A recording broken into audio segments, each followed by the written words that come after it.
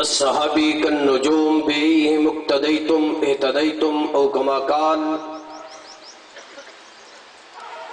وقال النبي صلی اللہ علیہ وسلم اذا رأيتم الذين يسبون صحابي فقولوا لعنة الله على شركم او كما قال صدق اللہ مولانا العظیم. درود پاک.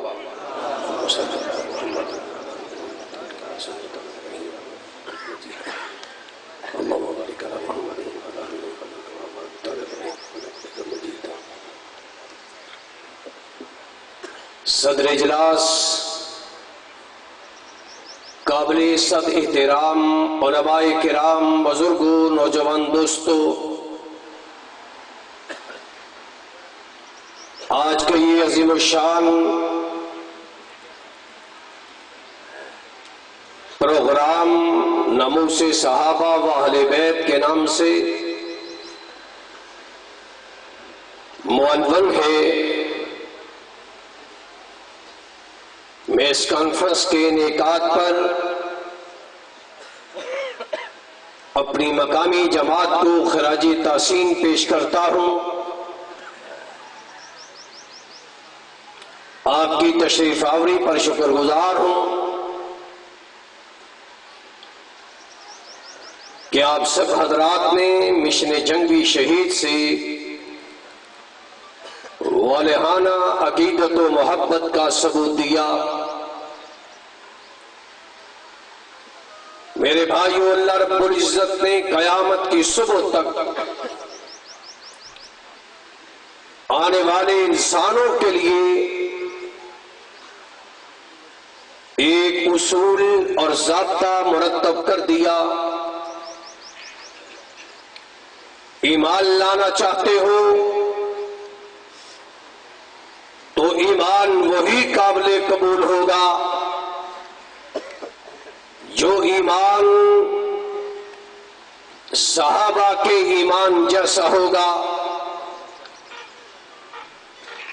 ایمان صحابہ معیار ہے،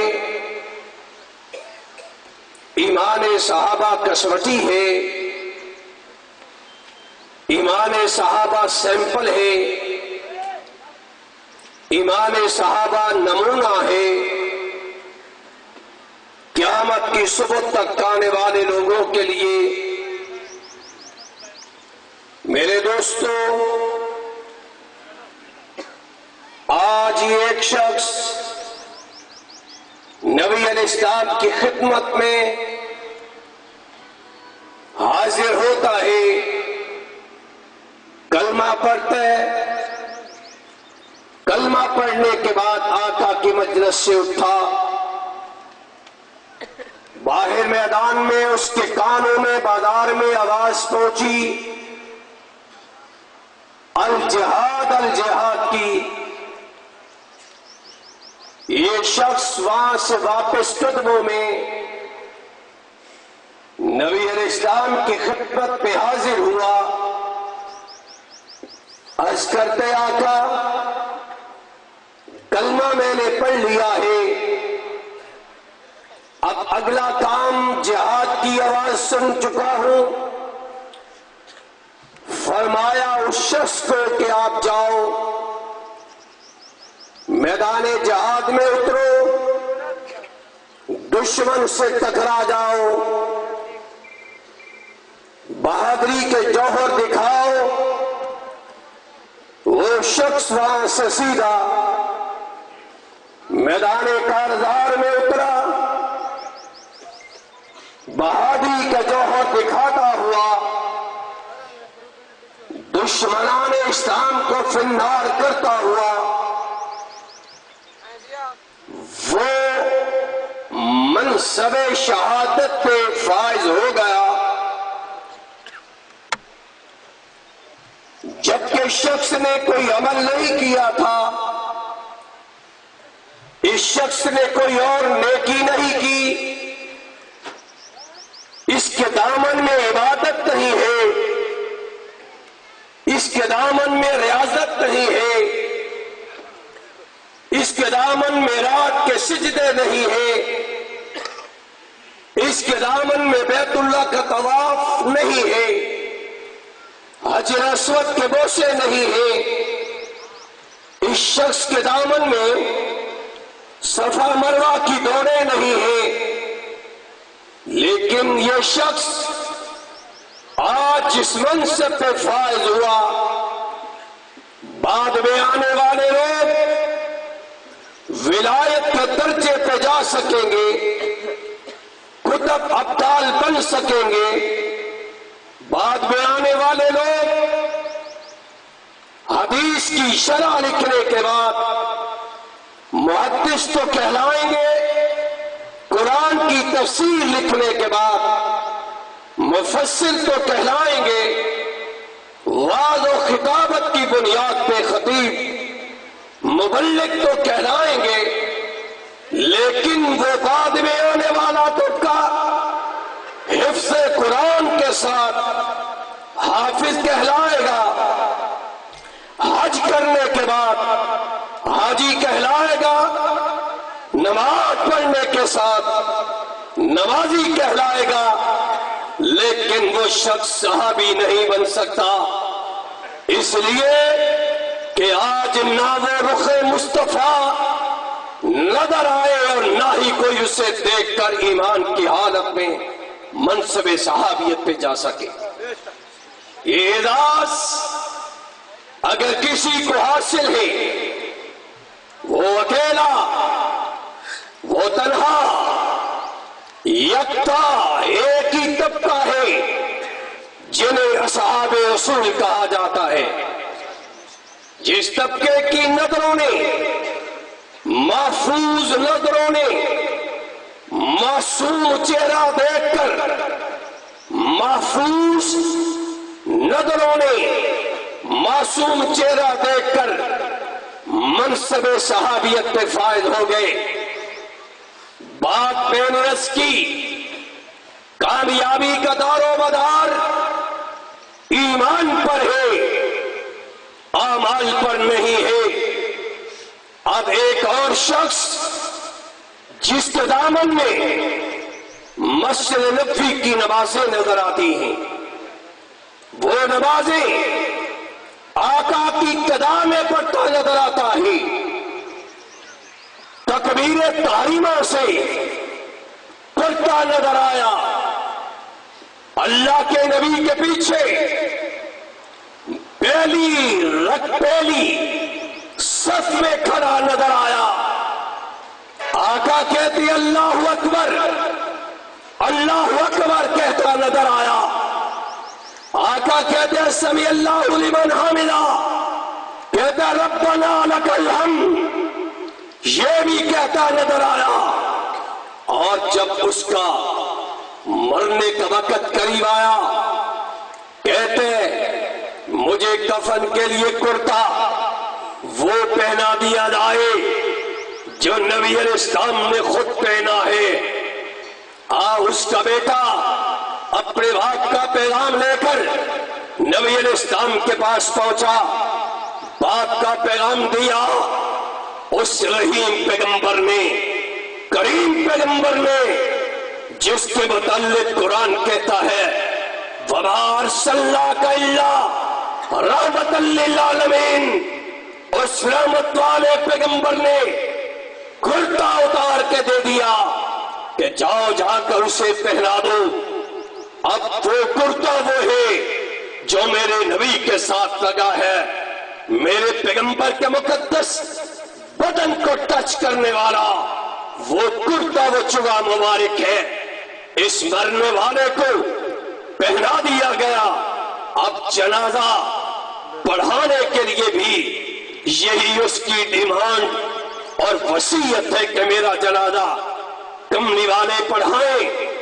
آپ حیران ہوں گے وہ کون ہے کہ جس کو کفن کے لیے کرتا مبارک بھی کملی والے نے عطا کر دیا۔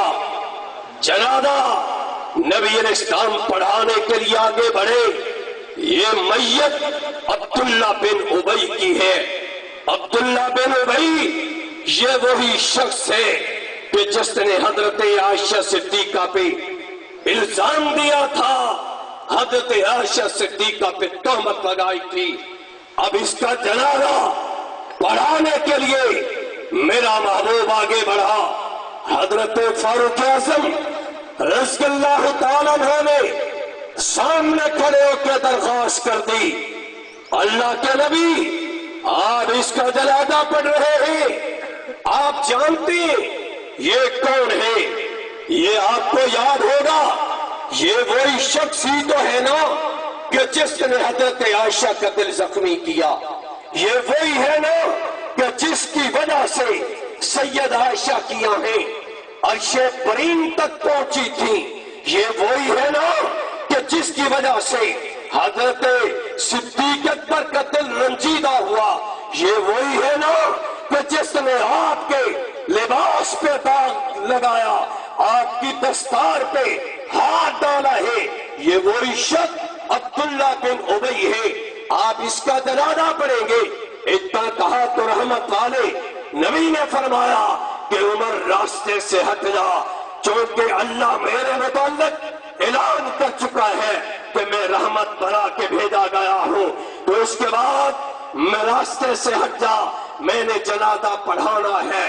تو حضرت عمر جواب محض کرتے ہیں، آقا وہ میری رائے تھی، میں نے پیش کر دی، تیرا ادنا، میں تیرا غلام، تیرا نوکر، تیرا رضاکار، تیرا صحابی، تیرا امتی ہونے کے ناطے، تیرا شاگرد ہونے کے ناطے بھلا میں کیسے الگ رہ سکتا ہوں؟ میں ہر وہ عمل کروں گا جو آپ کر رہے ہو۔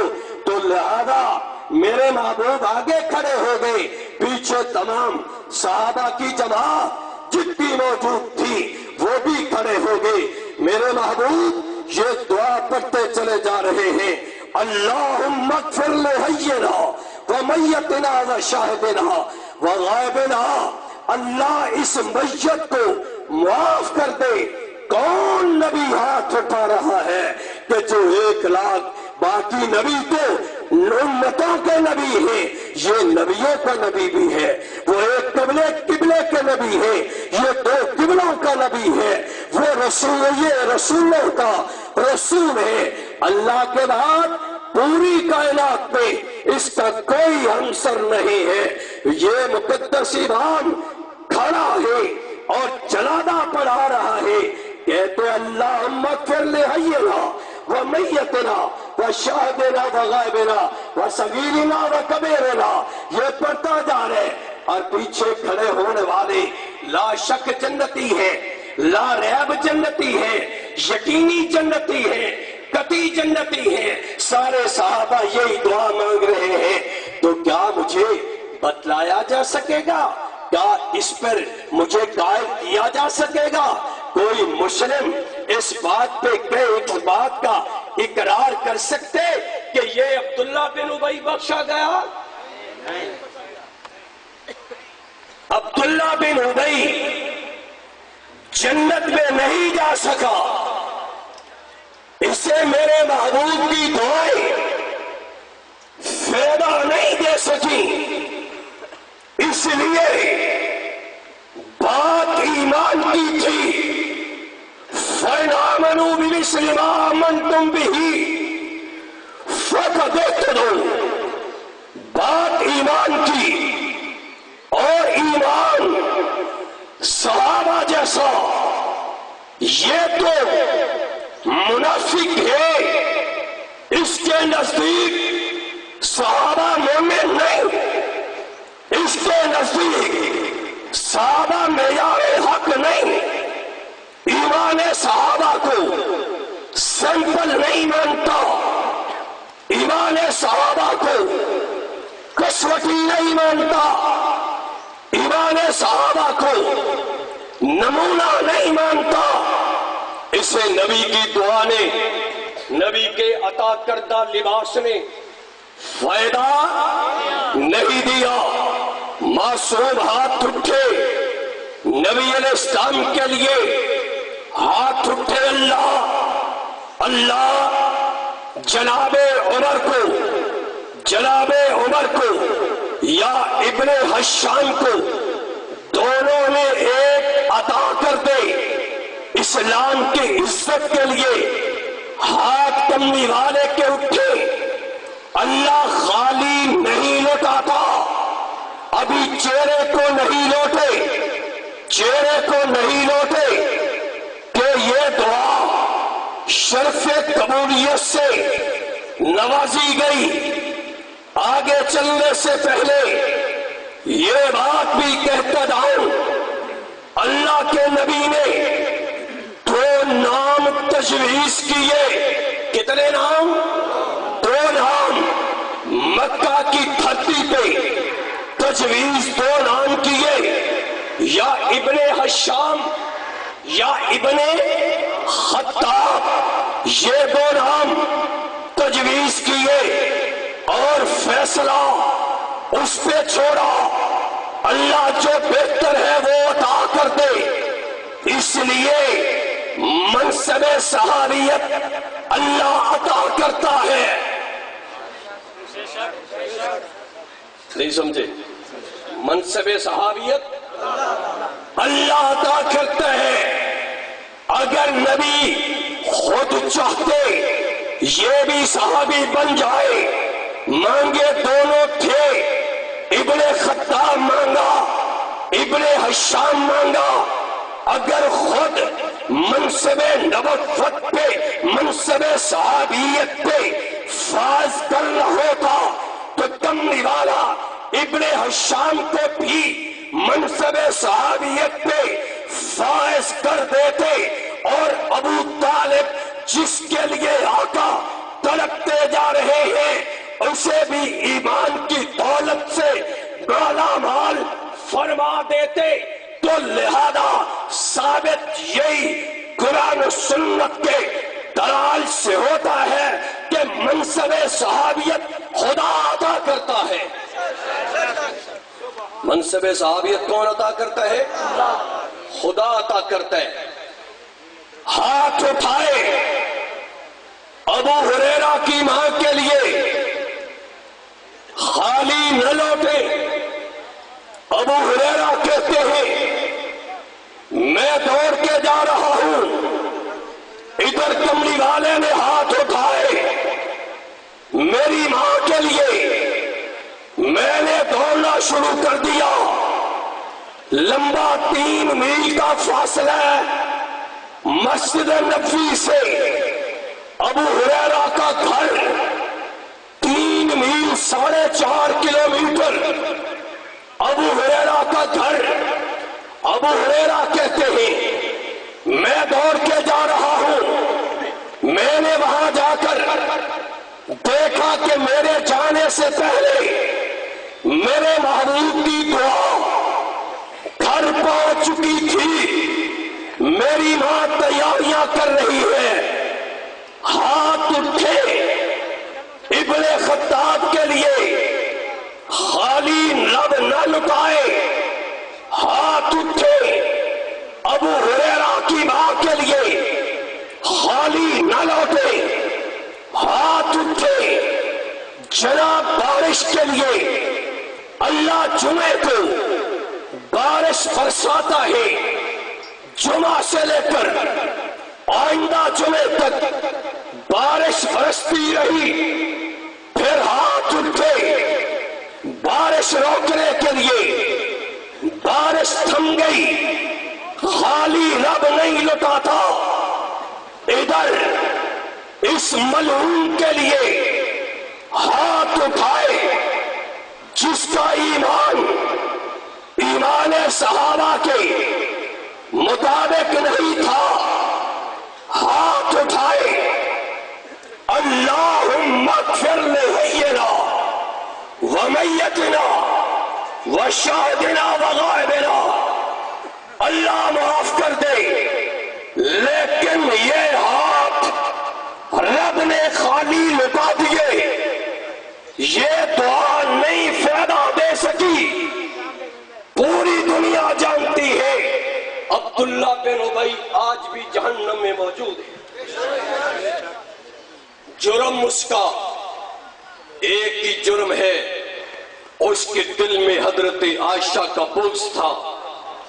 حضرت عائشہ کا بغض کے دل میں، تو پھر مجھے بتائیے جب نبی علیہ السلام نے نماز جنازہ پڑھائی اسے فائدہ نہیں دے سکی، کونسا شریف کے سیاستدانوں، کونسا شریف کے گدی نشینوں، کونسا شریف کے مولوی صاحبان، کونسا شریف کے تاجروں، کونسا شریف کے زمینداروں، جاگیرداروں، کونسا شریف کے طالب علموں، کونسا شریف کے ملازموں، جب تم ایسے جنازے میں شریک کھڑے ہو جو جنازہ اس شخص کہے جس کے دل میں حضرت عائشہ کا بغض ہے، آپ اس پہ لاکھ بار یہ دعا پڑھتے جائیں، اللہم اغفر لحینا ومیتنا وشاہدنا وغائبنا۔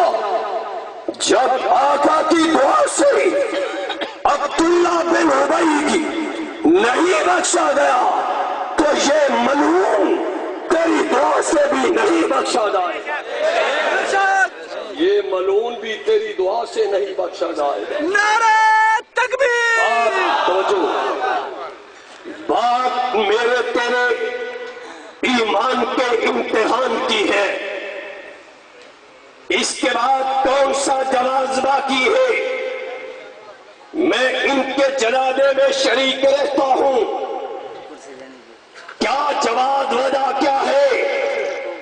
میں جنازے میں ان کے شریک ہوتا ہوں، یہ وہ جماعت ہے نبی سے سب کچھ لے کر امت کو پہنچانے والی، یہ جماعت صحابہ ہے، انہیں اسلام میں وہ حیثیت حاصل ہے، نبی کے سارے زندگی کے موقع کے گواہ ہیں، نبی کی ساری زندگی کے عینی شاہد ہیں۔ آپ نے حالیہ 2 ہفتے پہلے اخبار آیا بھی، دیواروں پر ایک اشتہار لکھا ہوا دیواروں پہ چسپ پایا، اسے پڑھا، تحریر تھا ختم بخاری شریف کی تقریب ہوگی، آپ نے یقیناً پڑھا ہوگا، شیخ الحدیث صاحب اس مدرسے میں تشریف لائے، انہوں نے آ کر آخری حدیث بیان کی اور پڑھی، 7 سند حضرت محمد بن اسماعیل بخاری سے شروع کرتے ہوئے آگے تک لے گیا۔ شیخ الحدیث کہتے ہیں اس آخری بخاری شریف کی حدیث کا راوی جو ہے حضرت ابو ہریرہ ہے رضی اللہ تعالی عنہ۔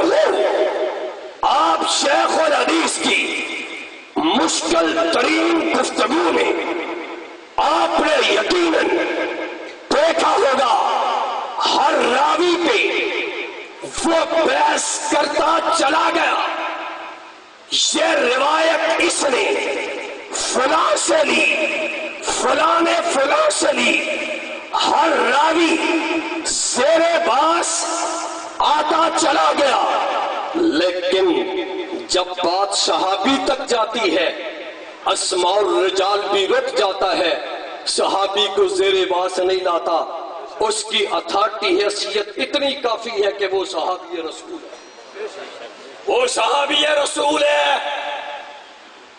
جب اسماء الرجال ایک فن، ایک اصول، ایک اتھارٹی ہے، جب اسے صحابی کی جامع تلاشی کی اجازت نہ ہو، وہ بھی آگے اس پہ بحث نہیں کرتا، تو 14 صدی کے بعد کسی بدماش کو بھی صحابہ کی جامہ تلاشی کی اجازت نہیں ہو سکتی ہے، نہیں ہو سکتی ہے جامہ تلاشی کی اجازت۔ انشاءاللہ انشاءاللہ العزیز، خاموش بھائی، انشاءاللہ العزیز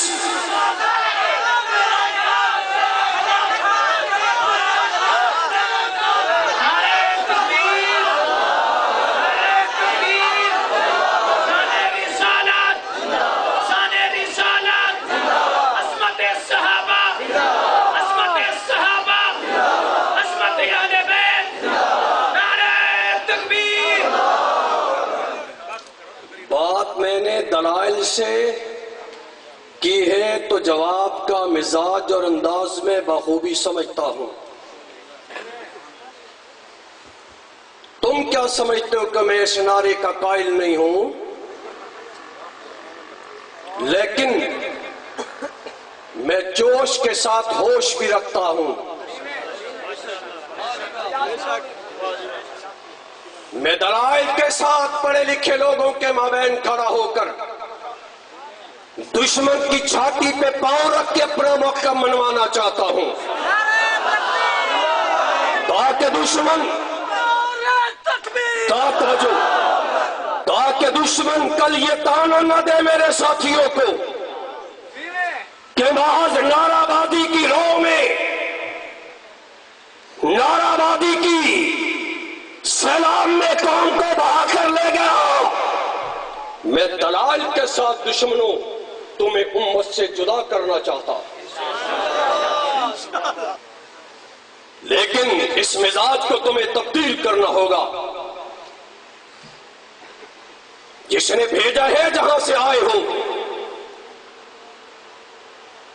اس تماشے کو بند کرنا ہوگا انشاءاللہ۔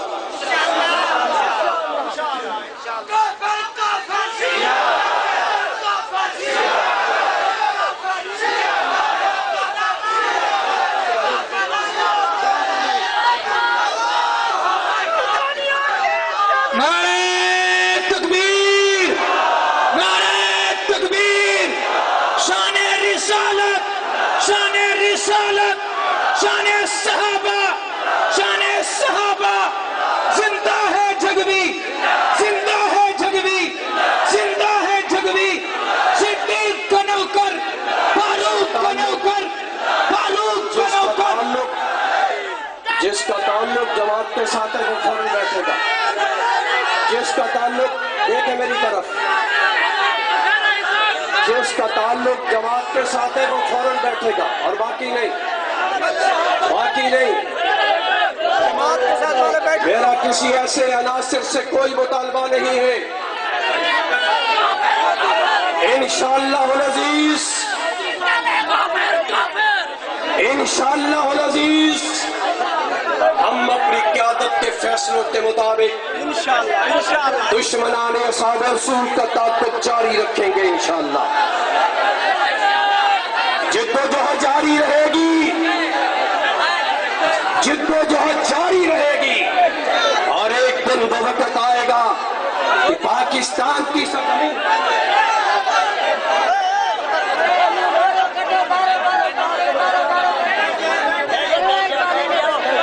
جن کا تعلق جماعت کے ساتھ ہے بیٹھ جائے، جس کا تعلق جماعت کے ساتھ ہے بیٹھ جائے۔ کوئی ایک ساتھی کھڑا نظر نہ آئے، کوئی ایک ساتھی کھڑا نظر نہ آئے۔ جو مولانا لدھیانوی کو اپنا قائد سمجھتا ہے، میں یہ سمجھتا ہوں وہ بیٹھ جائے گا، جہاں جس مجمع میں ہے وہی بیٹھ جائے۔ نظر آ جائے گا جو لوگ شرارتی یہاں آئے ہوئے ہیں، بیٹھ جائے، بیٹھ جائے۔ جو مولانا لدھیانوی کی قیادت میں جماعت کی منزل کی طرف گامزن ہے، بیٹھ جائیں، بیٹھ جائیں، بیٹھ جائیں بھائی، بیٹھ جائیں۔ نعرہ تکبیر، نعرہ تکبیر۔ جسے تکبیر کے نعرے کے بجائے شیعہ کافر کا نعرہ اچھا لگتا ہے، زور لگائے۔ نعرہ تکبیر، سامع رسالت، شامع صحابہ، زندہ جگوی، جگوی، حقہ فلانت، حقہ فلانت، زندہ ہے جگوی، زندہ ہے جگوی۔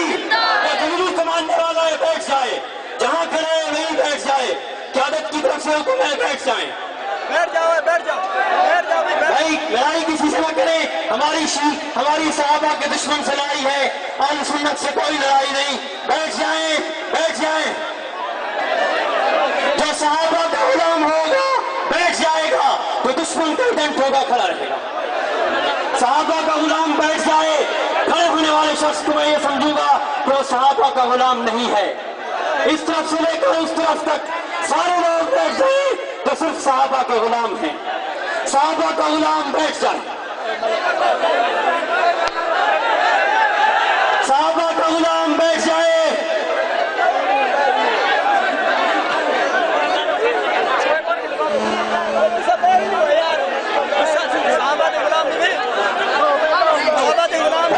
بھائی پروگرام جاری رہے گا, لڑنے والوں کو لڑنے دیں.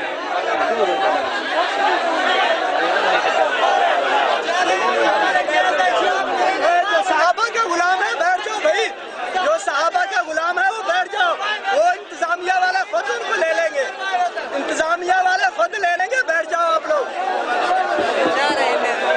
جو صحابہ کے غلام ہے بھائی صحابہ سے جن کو پیار ہے, صحابہ سے اگر محبت ہے, بالکل بیٹھ جائیں. بالکل صحابہ کی محبت, صحابہ کی عظمت جس سینے کے اندر موجود ہے, جس سینے کے اندر صحابہ کا درد موجود ہے, جو مشن تقوی کے ساتھ پیار رکھتا ہے, جو شہدائے ناموس صحابہ کے ساتھ پیار رکھتا ہے, فوراً بیٹھ جائے.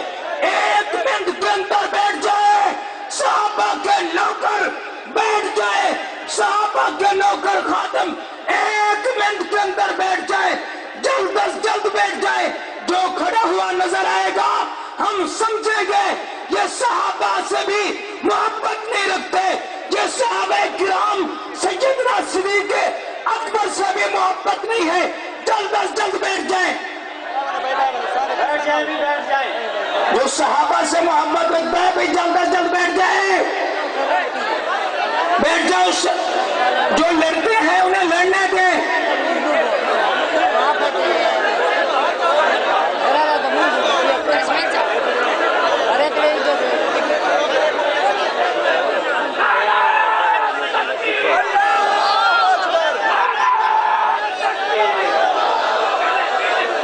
حضرات بیٹھ جائیں, بیان جاری ہے.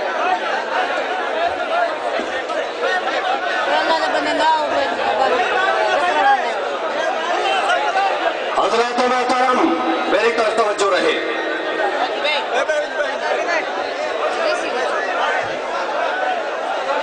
اصحاب رسول کی عزت و آبرو کے تحفظ کے لیے ہم آخری حد تک جانا چاہتے ہیں. انشاءاللہ وہ وقت دور نہیں ہے جب پاکستان کی سرزمین پر اصحاب پیغمبر و ازواج پیغمبر کی عزت و آبرو کو قانونی تحفظ دلوا کر دم لیں گے انشاءاللہ. میرے بھائیوں, آج میں آپ حضرات سے ایک فیصلہ لینا چاہتا ہوں. حضرت موسیٰ علیہ السلام, حضرت ہارون علیہ السلام, 2 بھائی ہیں, دونوں نبی. حضرت موسیٰ علیہ السلام اللہ کا رسول ہے, حضرت ہارون علیہ السلام اللہ کا نبی ہے. جب موسیٰ علیہ السلام طور پہ جا رہے ہم کلامی کے لیے, جاتے ہوئے بھائی کو وصیت کر کے جا رہے ہیں, میں جا رہا ہوں طور پہ, قوم تیرے حوالے کر کے جا رہا ہوں. حضرت موسیٰ علیہ السلام نے بھائی کو وصیت کر دی. گویا ہارون نبی بھی ہے, ہارون وصی بھی ہے, ہارون علیہ السلام اخی بھی ہے, نبی ہے، وسیع ہے، اخی بھی ہے۔ اب اس کے بعد میں نے یہودیت سے سوال کیا، یہودیوں بتاؤ تم کلمہ کیا پڑھتے ہو؟ یہودیت کہتی ہے لا الہ الا اللہ موسیٰ کلیم اللہ۔ میں ان کا آگے کہتے آگے نہیں ہے، میں ان کا کیا ہارون علیہ السلام کو نبی نہیں مانتے ہو، وسیع نہیں مانتے، اخی نہیں مانتے ہو؟ کہتے نبی بھی مانتا ہوں، وسیع مانتا ہوں، اخی مانتا ہوں، بھائی مانتا ہوں۔ تو میں نے کہا کلمے کا جز کیوں نہیں بنایا؟ یہاں تک کلمہ کیوں رکھا؟ لا الہ الا اللہ موسیٰ کلیم اللہ۔ وہ جواب میں کہتا ہے، یہودی کہتا ہے ڈھلو صاحب میں کافر ضرور ہوں لیکن کلمے میں اضافے کا قائل نہیں ہوں، کلمہ نہیں بڑھاتا۔ میں ان کا ہارون کو نبی مانتا ہے، کہتے مانتا ہوں، وسیع مانتا ہے مانتا ہوں، اخی مانتا ہے مانتا ہوں۔ تو میں نے کہا کہ میں آج توسا میں بھی جا رہا ہوں، میں نے وہاں دلائل کی بنیاد پر میں نے کلمہ پڑھنا ہے۔ تو توسا کے مسلمانوں حضرت صدیق اکبر اللہ کا ولی ہے، وسیع رسول ہے، اللہ کا دوست ہے صدیق اکبر۔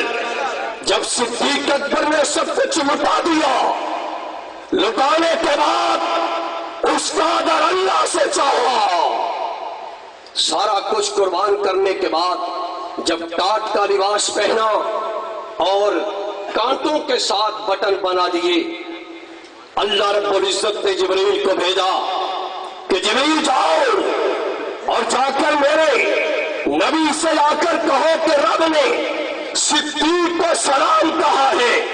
پوچھے کہ صدیق رب پوچھتا میں راضی ہوں تجھ سے، تو بتا مجھ پہ راضی ہے کہ نہیں؟ یہ دوستی کی انتہا ہے، سلام رب بھیجتا ہے، وسیع رسول ہے۔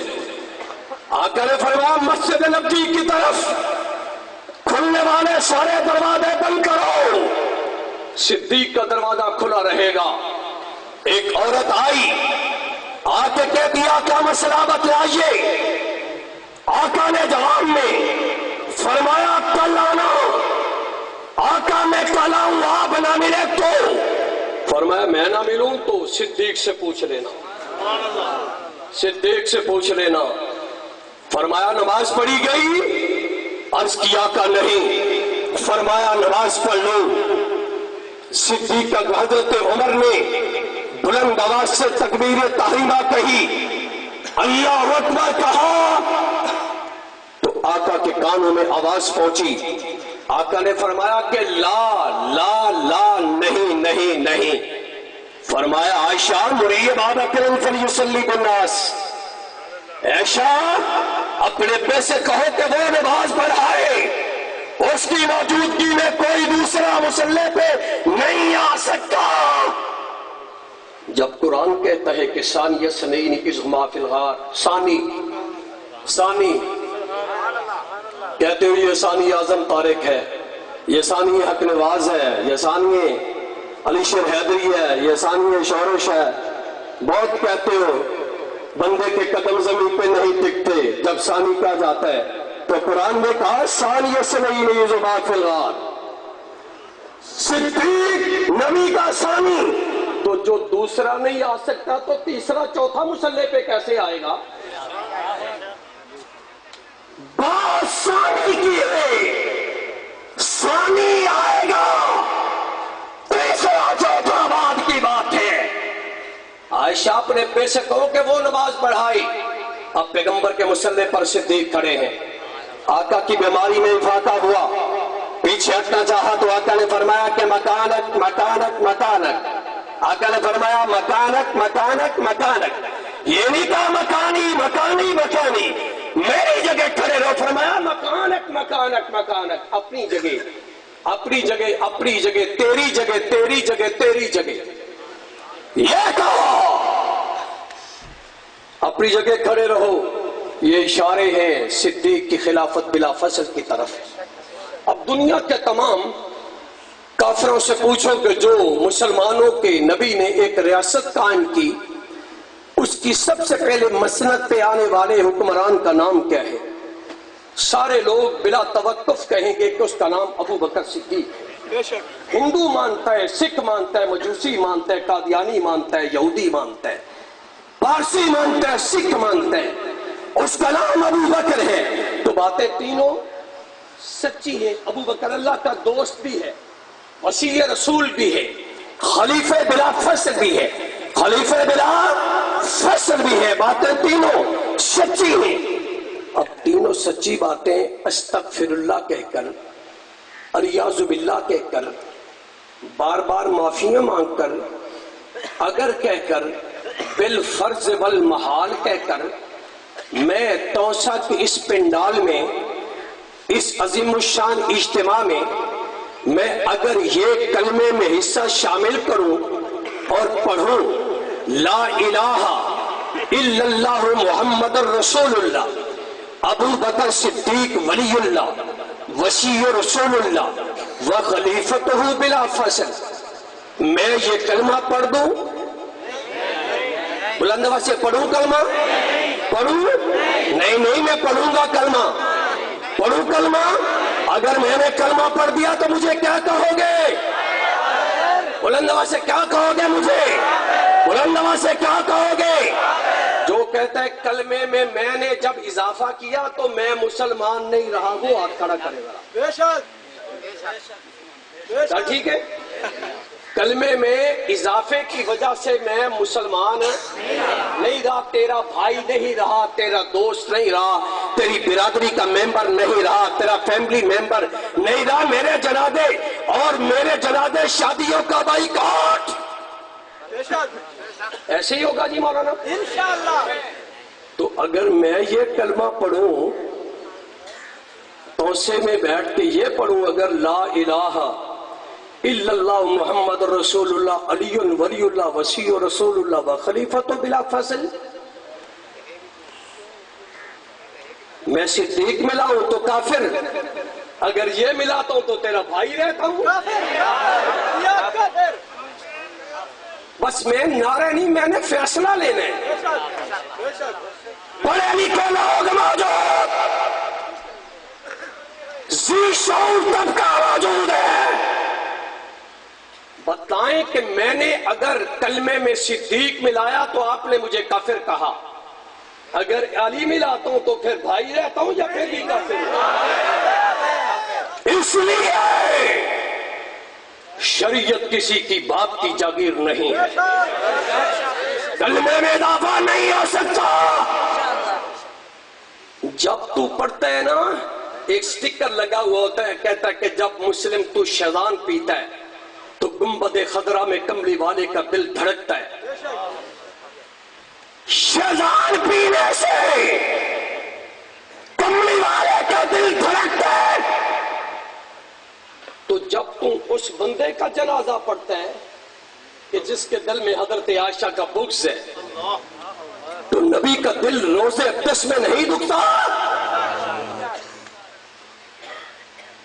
قادیانیت سے بائیکاٹ کیا، مجھے یاد ہے کہ آپ نے تو ایک بندے کی قبر کھدوائی، حضرت امام اہل سنت شیخ العرب والعجم حضرت مولانا علامہ عبدالستار توسی صاحب رحمہ اللہ کے دور میں وہ نکلوائی گئی لاش، نکلوائی، قصور کیا تھا اس کا؟ جرم یہ تھا کہ قادیانی۔ جب قرآن کی آیت آئی کہ ما کان محمد ابا احد من رجالکم ولکن رسول اللہ وخاتم النبیین، اس آیت کے آنے کے بعد عقید ختم نبوت کے انکار کی کوئی گنجائش نہیں تھی، تو لہذا انہوں نے اپنے لیے اجرائے نبوت کا عقیدہ قائم کر لیا تو لہذا وہ ملت سے کٹ گئے، مسلمانوں سے جدا ہو گئے، ان کا مکمل بائیکاٹ کر دیا گیا، وہ ملت سے امت سے جدا کر دیے گئے۔ تو آج جس نے 12 غیر نبی کو نبیوں کے مقام پر بٹھایا، ساتھ ساتھ ان کا جنازہ تو نہیں پڑھ رہے ہو، کیوں؟ اس لیے کہ قرآن کی آیت پیغمبر کے ختم نبوت پر دلیل کے طور پہ آئی۔ تو جب یہ آتا ہے ثانی اثنین اذ ہما فی الغار یقول لصاحبہ، صدیق اکبر کی صحابیت پر بھی تو قرآن موجود ہے۔ صدیق اکبر جب قادیانی کا جنازہ نہیں پڑھتے اس لیے کہ قرآن میں منع کر رہا ہے، تو صدیق اکبر کے باغی کا جنازہ کیوں پڑھتے ہو؟ نہیں پڑھیں گے۔ آج میرے ساتھ یہ وعدہ کر کے جائیں گے کہ آج کے بعد ہم قادیانیوں کی طرح شیعوں کا جنازہ بھی نہیں پڑھیں گے، شیعوں کا جنازہ بھی ہم نہیں پڑھیں گے، بلکہ خود بھی نہیں اوروں کو بھی روکیں گے، خود ہی نہیں اوروں کو بھی روکیں گے، اور انہیں بھی اپنے جنازوں میں نہیں آنے دیں گے۔ اس لیے وہ کہتا ہے کہ جب تم سنی میت کے جنازے پہ جاؤ اور وہاں جا کر تم کہو اللہ اس میت پر لعنت، اللہ اس میت پر لعنت، اللہ اس میت کی قبر کو آگ کے انگاروں سے بھر دے، اللہ اس میت کی آگ قبر کو بچھو سانپوں سے بھر دے۔ جب یہ میرے بزرگ کی میت کے جنازے پہ آ کے لعنت بھیجنا عقیدہ سمجھتا ہے، اس کے بعد جواز بتا، نہ میں نے جانا ہے نہ میں نے اسے آنے کا موقع دینا ہے، مکمل بائیکاٹ کریں گے، ہم بائیکاٹ کریں گے۔ آپ نئی نئی سازشیں جنم لے رہی ہیں، نئی سازشیں جنم لے رہی ہیں۔ افتخار نقوی نے خط تحریر کیا وزیر اعظم پاکستان کو، کہتے ہیں کہ ہمارے کچھ فقہ کے مسائل ہیں جو پرسنل ہمارے مسائل ہیں، ہمیں وہ عدالتوں سے اس ہماری فقہ کے مطابق ہمیں اس کا فیصلہ دیا جائے، مثلا نکاح، طلاق اور وراثت کے جو مسائل ہیں ہماری فقہ کے مطابق ہمیں ملنے چاہیے۔ یہ 3 چیزیں انہوں نے مطالبہ کیا۔ وزیر اعظم پاکستان نے اسلامی ندریاتی کونسل سے، وفاقی مدبی امور سے اس پہ تجاویز طلب کی۔ میں میاں صاحب کو یہ بات باور کرانا چاہتا ہوں، اس سے فرقہ واریت کا جن بوتل سے ایسا باہر آئے گا کہ ملک و قوم کے مفاد میں نہیں ہوگا۔ تمہیں اس پہ غور کرنا ہوگا۔ تمہیں یاد ہو نہ یاد ہو، مجھے ذرا سا یاد ہے کہ جب کبھی کہ انہوں نے نظام زکوٰۃ جدا کیا، نصاب تعلیم انہوں نے جدا کیا، علیحدہ کر لیا۔ اب یہ کہتے ہیں کہ پرسنل لاس ہمارے جدا کر دیے جائیں، نکاح، طلاق، وراثت ہماری فقہ کے مطابق ہمیں فیصلے دیے جائیں۔ تو تمہارا اگلا مطالبہ یہ ہوگا ہمارے مذہب میں تبرع جائز ہے، یہ بھی فقہ جعفریہ کا ایک موقف ہے نا، ہمیں تبرع کی باضابطہ قانون اجازت دی جائے، ریلیف دیا جائے۔ تم کہو گے کہ ہماری فقہ کے مطابق مدعے کی اجازت ہے تو لہذا اسے بھی سرکاری سطح پر تسلیم کر لیا جائے۔ تم کہو گے اس کا مطلب ہے کہ تم ایک نئی سازش کے تحت سنی نوجوانوں کو بے راہ روی پہ ڈالنا چاہتے ہو، ساتھ ساتھ تم کہو گے کہ تقیہ ہمارے چونکہ پرسنل لاس کے مطابق ہمیں حق حاصل ہونا چاہیے۔ تو اس کا واضح مطلب ہے کہ تم بتدریج آہستہ آہستہ تم فقہ جعفریہ کے نفاذ کی طرف بڑھنا چاہتے ہو۔ کل کہو گے کہ پاکستان میں پبلک لا بھی ہماری فقہ کے مطابق ہونے چاہیے، قوم اسے قبول کرنے کو تیار نہیں ہے، ہم اسے ریجیکٹ کریں گے، اس کی راہ روکی جائے گی، اس کی راہ روکی جائے گی۔ ایسی کوئی صورت ہی کا جعفری کی شکل میں پاکستان کی دھرتی پہ قبول نہیں ہے، نہ برداشت ہوگی۔ اور یہ خنجر بردار ماتمی جلوس جو کہ کل تاجر کے پیسے سے، ٹیکسوں کی رقم سے ان کو سیکورٹی فراہم کی جا رہی تھی، اب یہ تو بے لگام مزور کھوڑا بن چکا ہے۔ اب اس کے بعد اسی سنی تاجر کی مارکیٹ کو جلا کے گزرتا ہے رات کو۔ پہلے اس کے فنڈز کے ذریعہ اس کی عبادت کو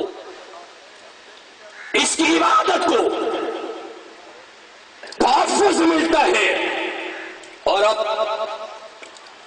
شام کو جاتے ہوئے پوری مارکیٹ نظر آتش کرتا ہے، میرے مدرسے کو جلا رہا ہے، میری مسجد کو نظر آتش کر چکا، تعلیم اور قرآن کا واقعہ، نمازیوں کو شہید کیا، مدرسے کے طلباء کو شہید کیا، اور اس کے بعد حکومت نے کمٹمنٹ کی، کہا کہ قاتل دہشت گرد کیمرے کی آنکھ نے محفوظ کیے ہیں، وہ ایک بھی رہا نہیں ہوگا۔ میرا سوال ہے پاکستان کی حکومت سے اور پنجاب کی گورنمنٹ سے، میرا مطالبہ اور سوال ہے میرا کہ وہ قاتل کہاں ہیں، وہ دہشت گرد کہاں ہیں، کہاں تک وہ کیفر کردار تک پہنچے؟ تعلیم اور قرآن راجہ بازار کے وہ قاتل، مسجد کا نام و نشان مٹ گیا، مدرسہ صفحہ ہستی سے مٹ گیا، تو آج قاتل دندناتے ہوئے پھر اسی طرح بازار میں آگے محرم پھر آنے والا ہے۔ تو پہلے اس کا تعین کروں، ان جلوسوں کو قوم اب کسی صورت بھی قبول کرنے کو تیار نہیں ہے۔ میں آپ سے ریفرنڈم چاہتا ہوں،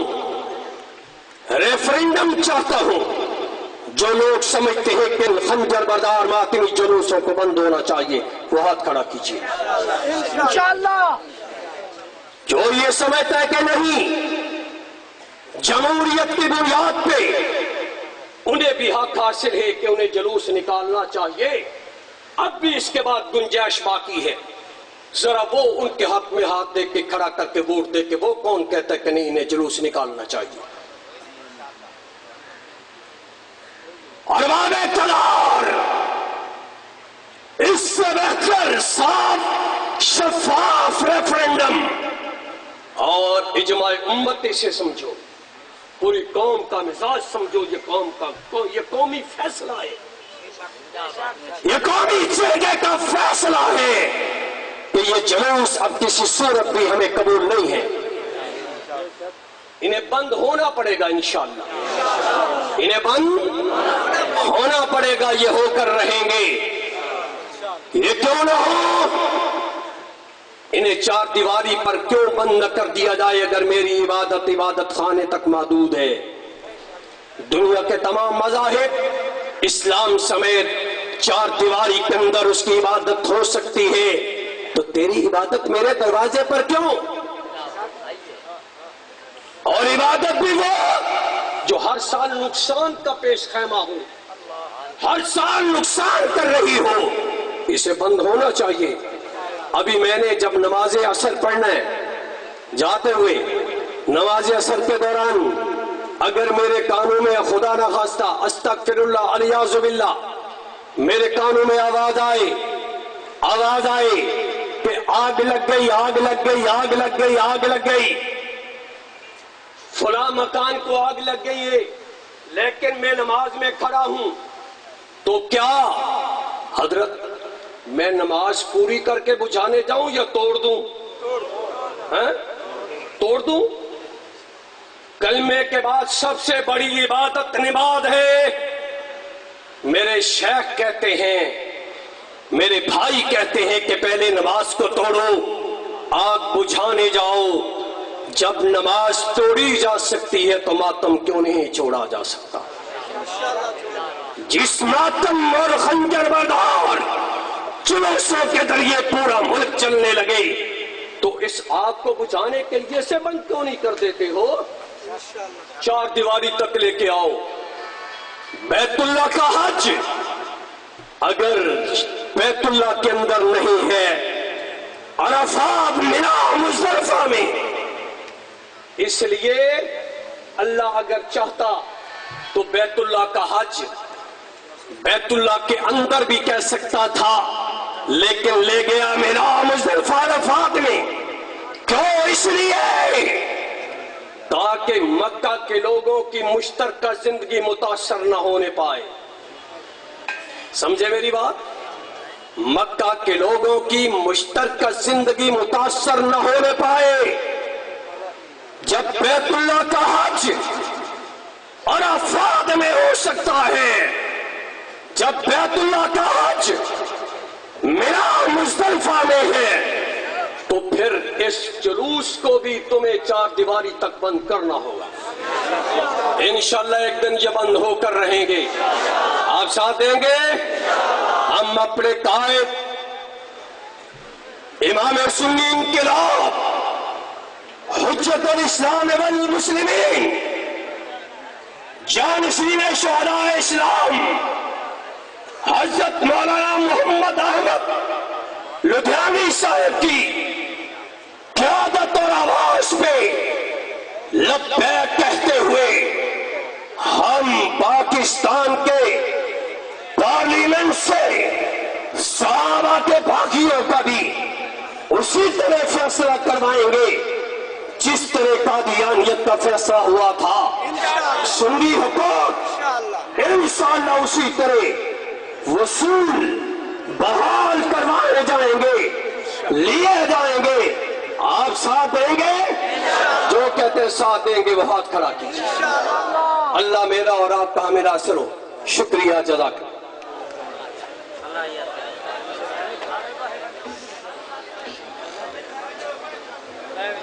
تمام ساتھی تشریف رکھیں. شیر اہل سنت غازی اسلام علامہ غازی اورنگزیب فاروقی صاحب تشریف لا چکے ہیں. تمام احباب سے گزارش ہے کہ بیٹھ جائیں.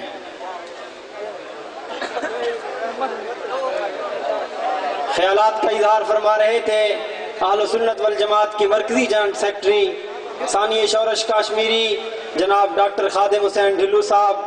اب میں آپ کے سامنے دعوت کلام دینے جا رہا ہوں. ہمارے علاقہ کے معروف و مشہور شاعر، معروف ثنا خاں، مداح صحابہ و اہل بیت، نوجوان شاعر مجاہد اسلام جناب محمد مدثر انجم صاحب.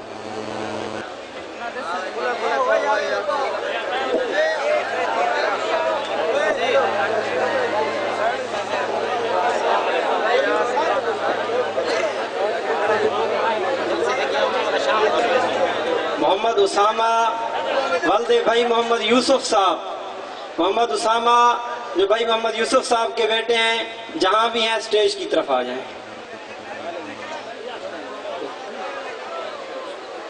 آپ ایک اعلان سماعت فرما لیں. 14 جون بروز ہفتہ بعد نماز عشاء بستی ثانی میں ایک جلسہ منعقد ہو رہا ہے جس میں خصوصی خطاب حضرت مولانا محمد ریحان ضیاء فاروقی صاحب کریں گے. نعرہ تکبیر، نعرہ رسالت، شان صحابہ، کردار صحابہ، مصطفیٰ کا ہم سفر، مصطفیٰ کا ہم سفر.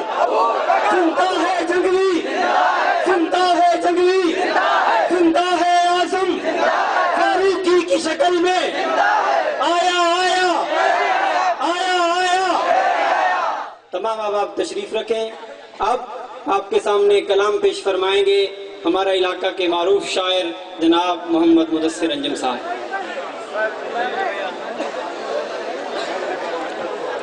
سامعین کرام واجب الاحترام، السلام علیکم ورحمۃ اللہ وبرکاتہ. آج دن حاضری جناب ضلع صدر عزت مآب جناب قاری عنایت اللہ اور تحصیل صدر جناب ڈاکٹر لیاقت دے حکم دی تعمیل کرنے ہیں. اللہ تعالیٰ نے پہلی بار تحصیل توسا دے اندر حاضری کا موقع عطا کیتا ہے. دعا کرو اللہ عز و جل میں ناچیز دا پڑھنا تو سننا اپنی بارگاہ وچ منظور و مقبول فرماوے سب تو پہلے باواز بلند آقا دی ذات درود شریف اللہم صلی اللہ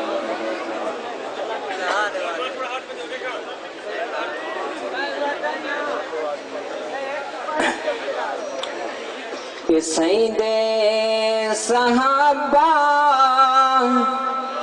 تین با وفا جنہ دی اشاندہ ہے قرآن گواہ سیدے صحابہ تین با وفا جنہ دی اشاندہ ہے قرآن گواہ جنہ دی شاندہ ہے قرآن گواہ سنا آقا چنتے ستارے سگابا اے آقا تو سب کچھ اے بارے سگابا اے آقا تو سب کچھ اے بارے سگابا رضی اللہ عنہم خدا نے کہا رضی اللہ عنہم خدا نے کہا جنہ دی شاندہ ہے قرآن گواہ سیدے صحابہ تین با وفا جنہ دی شاندہ ہے قرآن گواہ اور بے عشق کو توجہ کرنا جدے اوکھے وقت اے آقا دنالن جدے اوکھے وقت اے آقا دنالن چھلے ستی میں اوکھے عاشق بلالن چھلے ستی میں اوکھے عاشق بلالن چمڑا لہ گئے نقل ماں چھٹا بھویں چمڑا لہ گئے نقل ماں چھٹا جنہ دی شاندہ ہے قرآن گواہ صحابہ تے بھنگی جو شکوے کرینے تے آقا تے یاراں تے کیوں سب علینے تے آقا تے یاراں تے کیوں سب علینے ایویں سی نہ کٹ کٹ نہ اتبا بنیا ایویں سی نہ کٹ کٹ نہ اتبا بنیا انہاں دی تشاندہ ہے قرآن گواہ اور بھئی چند اشعار مولانا اورنگزیب فاروقی دیامت دیتے ہیں ساڈی آن فاروقی جیوے ساڈی شان فاروقی جیوے ساڈی آن فاروقی جیوے ساڈی شان فاروقی جیوے ساڈی آن فاروقی جیوے ساڈی شان فاروقی جیوے سنیا دا اے شیر بغادر سنیا دا اے شیر بغادر دل جان فاروقی جیوے جیوے ساڈی آن فاروقی جیوے ساڈی شان فاروقی جیوے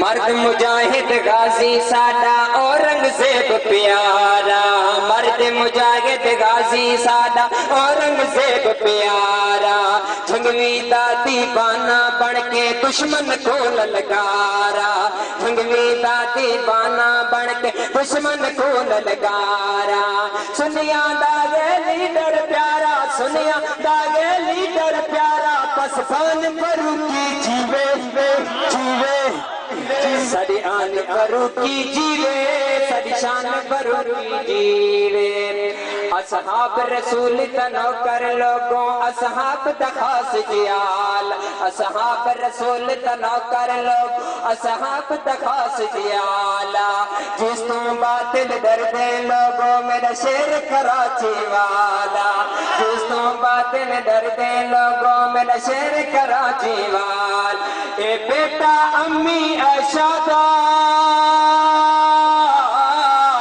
اے بیٹا امی ارشادہ اے بیٹا امی ارشادہ ذیشان فاروقی جیوے جیوے ساری آن فاروقی جیوے ساری شان فاروقی جیوے واہ یار خطابت ایندی دشمن کو خون روئے دیگے واہ یار خطابت ایندی دشمن کو خون روئے دیگے شیران والی گرج ہے ایندی جو ایران ہلے دیئے شیران والی گرج ہے ایندی جو ایران ہلے دیئے اے سنیا داغے سرمایہ